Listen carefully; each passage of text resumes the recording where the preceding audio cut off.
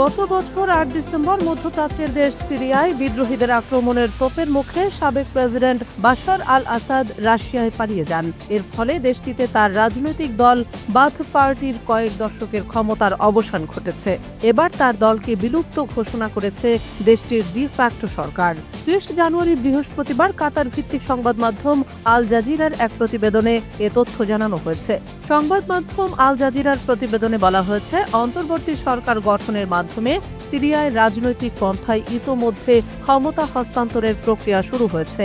উক্ত সরকারের প্রেসিডেন্ট হিসেবে দেশটির বিদ্রোহী নেতা আহমেদ আল শারার নাম ঘোষণা করা হয়েছে। তিনি আবু মোহাম্মদ আল জুলানি নামেও পরিচিত। তাকে অন্তর্বর্তীকালীন পর্যায়ে একটি অস্থায়ী আইন পরিষদ গঠনেরও ক্ষমতা দেওয়া হয়েছে। সেই সঙ্গে সিরিয়ার সংবিধান স্থগিত করা হয়েছে। নতুন সংবিধান গৃহীত না হওয়া পর্যন্ত এই অন্তর্বর্তী পরিষদ তাদের কাজ পরিচালনা করবে। সানা জানিয়েছে, সিরিয়ার নতুন ডি ফ্যাক্টো সরকারের সামরিক প্রশাসনের মুখপাত্র হাসান আবদেল ঘানি এ ঘোষণা দিয়েছেন। তিনি জানান, সশস্ত্র গোষ্ঠীগুলো বিলুপ্ত করা হয়েছে। এসব গোষ্ঠীগুলো রাষ্ট্রীয় প্রতিষ্ঠানের মাধ্যমে একীভূত করা হবে। এছাড়া বিলুপ্ত সরকারের সেনাবাহিনী এবং নিরাপত্তা সংস্থা সহ স্বৈরশাসক বাশার আল আসাদের দল বাথ পার্টিকেও বিলুপ্ত ঘোষণা করেন তিনি। গত মাসে আসাদ সরকারের পতনের পর রাজধানী দামেস্কে সশস্ত্র গোষ্ঠীগুলোর সঙ্গে এক বৈঠকে এসব সিদ্ধান্ত নেওয়া হয়। উল্লেখ্য যে সিরিয়ার প্রেসিডেন্ট বাশার আল আসাদ এবং তার পরিবারের ৫৪ বছরের শাসনের সমাপ্তি ঘটেছে মাত্র ১২ দিনের বিদ্রোহী অভিযানে। বিদ্রোহীদের দ্রুত অগ্রযাত্রা এবং সরকারের পতন সিরিয়া এবং পুরো বিশ্বে আলোড়ন সৃষ্টি করেছে।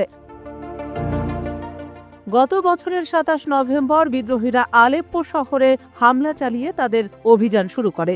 সিরিয়ার দ্বিতীয় বৃহত্তম শহরটি দীর্ঘদিন আসাদ সরকারের নিয়ন্ত্রণে ছিল। ৪ দিনের মধ্যেই বিদ্রোহীরা শহরের বেশিরভাগ এলাকা দখল করে নেয়। এরপর গত ১ ডিসেম্বর তারা আলেপ্পোর কিছু কুর্দি অধ্যুষিত এলাকা বাদে বাকি অংশ নিজেদের নিয়ন্ত্রণে নেয়। এরপর বিদ্রোহীরা হামা শহরের দিকে অগ্রসর হয় এবং ৫ ডিসেম্বর সিরিয়ার চতুর্থ বৃহত্তম শহরটিও তাদের দখলে চলে যায়। ৭ ডিসেম্বর বিদ্রোহীরা দামেস্কের দিকে অভিযান শুরু করে।